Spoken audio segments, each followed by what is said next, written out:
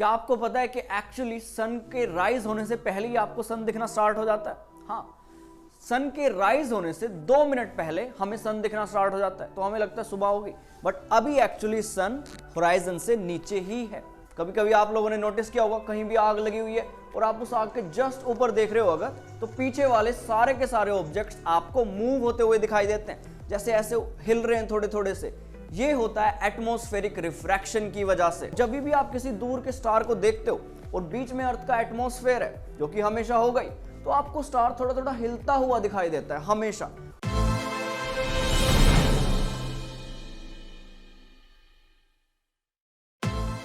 आज हम लोग पढ़ेंगे एटमॉस्फेरिक रिफ्रैक्शन। बड़ा ही मजेदार टॉपिक है 10th क्लास के अंदर। तो आपको पता होगा कि भाई अर्थ के आसपास एक एयर की पूरी ब्लैंकेट है।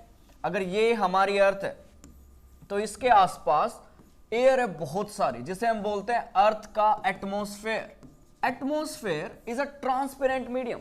इसका मतलब इसके अंदर से लाइट पास कर सकती है, बट अर्थ का एटमॉस्फेयर कोई फिक्स चीज नहीं है, तो एयर कॉन्टिन्यूसली मूव करती रहती है, जिसकी वजह से रिफ्रैक्शन की कंडीशंस चेंज होती रहती हैं। तो अगर सोचो आप किसी भी ऑब्जेक्ट को देख रहे हो और जिसके ऑब्जेक्ट के और आपके बीच में एयर है, जैसे सोचो कोई कैंडल है भाई, कैंडल के अंदर कैंडल बर्न कर रही है, तो कैंडल के जस्ट ऊपर जो एयर होगी वो हॉट एयर होगी और यहां आसपास जो एयर होगी वो कोल्ड एयर होगी। अब जो हॉट एयर होती है ना, उसका रिफ्रैक्टिव इंडेक्स होता है थोड़ा सा कम। क्यों? क्योंकि वो होती है थोड़ी सी लेस डेंस। तो हॉट एयर थोड़ी सी लेस डेंस होती है, उसका एटमॉस्फेयर, उसका रिफ्रैक्टिव इंडेक्स कम होता है, जिसकी वजह से अगर आप कोई भी ऑब्जेक्ट देख रहे हो हॉट एयर में से, मतलब सोचो इस कैंडल की फ्लेम के पीछे आप देख रहे हो किसी भी ऑब्जेक्ट को, कोई भी ऑब्जेक्ट है, तो आपको ये ऑब्जेक्ट रेस्ट पे नहीं दिखेगा, क्योंकि हवा जैसे जैसे गर्म हो रही है वैसे वैसे ये हवा गर्म होकर ऊपर उठती जा रही है, ये लेस डेंस है। तो आपको ऐसा दिखेगा जैसे ये जो पीछे ऑब्जेक्ट है ना, ये थोड़ा थोड़ा ऐसे हिल रहा है। कभी कभी आप लोगों ने नोटिस किया होगा, कहीं भी आग लगी हुई है और आप उस आग के जस्ट ऊपर देख रहे हो अगर, तो पीछे वाले सारे के सारे ऑब्जेक्ट्स आपको मूव होते हुए दिखाई देते हैं, जैसे ऐसे हिल रहे हैं थोड़े थोड़े से। ये होता है एटमॉस्फेरिक रिफ्रैक्शन की वजह से। क्योंकि हॉट एयर लेस डेंस होती है, इसका रिफ्रैक्टिव इंडेक्स होता है थोड़ा सा कम, जिसकी वजह से जब इसके थ्रू आप ऑब्जेक्ट को देख रहे हो तो पीछे वाली एयर से जो भी लाइट आ रही है वो बैंड होके आती है आपके पास, तो आपको कॉन्टिन्यूअस फ्लक्चुएशन दिखती रहती है। अगला टॉपिक है भाई ट्विंकलिंग ऑफ स्टार्स। आप लोगों ने बचपन में पोएम सुनी होगी, ट्विंकल ट्विंकल लिटिल स्टार। तो आपको पता ही है स्टार्स ट्विंकल करते हैं। तो स्टार्स ट्विंकल क्यों करते हैं? सोचो कोई स्टार है भाई बहुत दूर और उससे लाइट आ रही है। अब अर्थ का एटमॉस्फेयर है और एटमॉस्फेयर क्या करता है? रिफ्रैक्शन करता है, जो भी लाइट आ रही होती है उसको बैंड करता है। तो इस स्टार से अगर लाइट आ रही है भाई सीधी सीधी, तो जैसे ही वो लाइट अर्थ के एटमॉस्फेयर में एंटर करेगी वैसे ही वो लाइट बैंड होनी स्टार्ट हो जाएगी। तो लाइट बैंड होनी स्टार्ट हो जाएगी थोड़ी थोड़ी सी। तो अगर सोचो कोई इंसान यहां पे खड़ा है तो उसको ऐसा लगेगा जैसे स्टार यहां पे, बट स्टार तो यहां पे असली में। उसको यहां पे क्यों दिख रहा है? क्योंकि जो लाइट आ रही है इस स्टार से वो लाइट बैंड होके आ रही है उसके पास, और हम जब भी किसी चीज को देखते हैं तो हमारी लाइन ऑफ साइट बिल्कुल स्ट्रेट होती है, तो उस इंसान को ऐसा लगेगा जैसे स्टार यहां पे। अब ऑब्वियसली इसमें मैंने एक्सेजरेट करके बनाया है थोड़ा सा डायग्राम। असली में ये जो थोड़ी सी जो पोजीशन चेंज होती है ना स्टार की, ये बहुत ही थोड़ी सी होती है। तो आपको जब भी आप किसी दूर के स्टार को देखते हो और बीच में अर्थ का एटमॉस्फेयर है जो कि हमेशा होगा ही, तो आपको स्टार थोड़ा थोड़ा हिलता हुआ दिखाई देता है हमेशा। तो आपकी आंखों में जो लाइट एंटर कर रही है ना स्टार की, वो भी चेंज होती रह रही है टाइम के साथ साथ, कभी बढ़ रही है कभी घट रही है।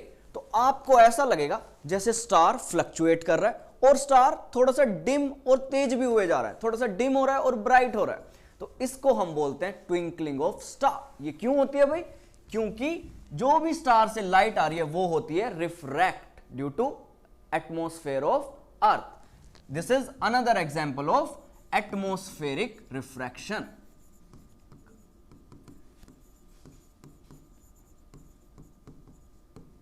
कर दो। तो प्लैनेट्स क्यों नहीं ट्विंकल करते हैं भाई जब स्टार्स ट्विंकल करते हैं? तो क्योंकि प्लैनेट्स होते हैं अर्थ के पास, स्टार्स बहुत दूर है। बेशक स्टार्स बहुत बड़े बट स्टार्स बहुत ज्यादा दूर है, तो हमें अर्थ से देखने पर वो काफी छोटे दिखाई देते हैं। बट प्लैनेट्स अर्थ से देखने पर थोड़े बड़े दिखते हैं एज कंपेयर टू स्टार्स। तो ट्विंकल वो भी करते हैं, बस हमें दिखते नहीं है। डिम और ब्राइट प्लैनेट्स की लाइट भी हो रही होती है, क्योंकि उनकी लाइट भी रिफ्रैक्ट हो रही है अर्थ के एटमॉस्फेयर से, बस हमें ज्यादा क्लियरली विजिबल नहीं होती। तो इसलिए हम बोलते हैं कि प्लैनेट्स ट्विंकल नहीं करते हैं और स्टार्स ट्विंकल करते हैं। एक और चीज आप लोगों ने यहां पे नोटिस की होगी कि जो भी हमारे पास स्टार होराइजन के ज्यादा पास है, हमें वो स्टार थोड़ा सा हायर दिखेगा स्काई के अंदर। कि बेशक स्टार होराइजन के बिल्कुल पास है तो सामने दिखना चाहिए, लेकिन आपको वो स्टार थोड़ा ऊपर दिखेगा, क्योंकि जो उससे लाइट आ रही है ना, वो लाइट आते आते अर्थ के एटमॉस्फेयर से रिफ्रैक्ट हुए जा रही है। तो जब वो आपकी आंखों में एंटर करती है स्टार की लाइट, तो वो एक एंगल पे एंटर करती है। तो क्योंकि आपकी लाइन ऑफ साइट होती है बिल्कुल स्ट्रेट, तो आपको वही सेम स्टार जो एक्चुअली सामने है, बिल्कुल होराइजन के बिल्कुल पास है, वो स्काई में थोड़ा सा ऊपर दिखाई देता है। क्या आपको पता है कि एक्चुअली सन के राइज होने से पहले ही आपको सन दिखना स्टार्ट हो जाता है? हाँ, सन के राइज होने से 2 मिनट पहले हमें सन दिखना स्टार्ट हो जाता है, तो हमें लगता है सुबह होगी, बट अभी एक्चुअली सन होराइजन से नीचे ही है। ये क्यों होता है? ये भी एटमॉस्फेरिक रिफ्रैक्शन की वजह से होता है।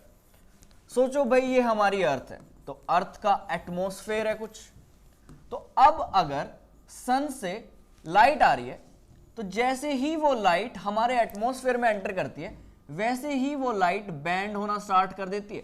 तो अगर सोचो यहां पे कोई इंसान खड़ा है, तो उसकी आंखों में ये लाइट किसी एंगल पे एंटर करेगी, क्योंकि उसकी लाइन ऑफ साइट स्ट्रेट है, तो वो उस इंसान को यही सेम सन थोड़ा सा ऊपर दिखाई देगा। तो अगर सोचो होराइजन है भाई, वो इंसान इस लाइन से नीचे नहीं देख सकता, बेशक सन इस लाइन से नीचे, तब भी उस इंसान को ये सन थोड़ा सा ऊपर दिखाई देगा इस लाइन से, क्योंकि जो सन से लाइट रे आ रही है वो हो जाएंगी रिफ्रैक्ट। हाँ, तो इस वजह से हमें सन पहले ही दिखना स्टार्ट हो जाता है, बेशक सन अभी राइज भी नहीं हुआ है, 2 मिनट पहले दिखना स्टार्ट हो जाता है। यही सेम इफेक्ट की वजह से हमें सन सेट होने के भी 2 मिनट बाद तक दिखता रहता है। वो कैसे होता है भाई?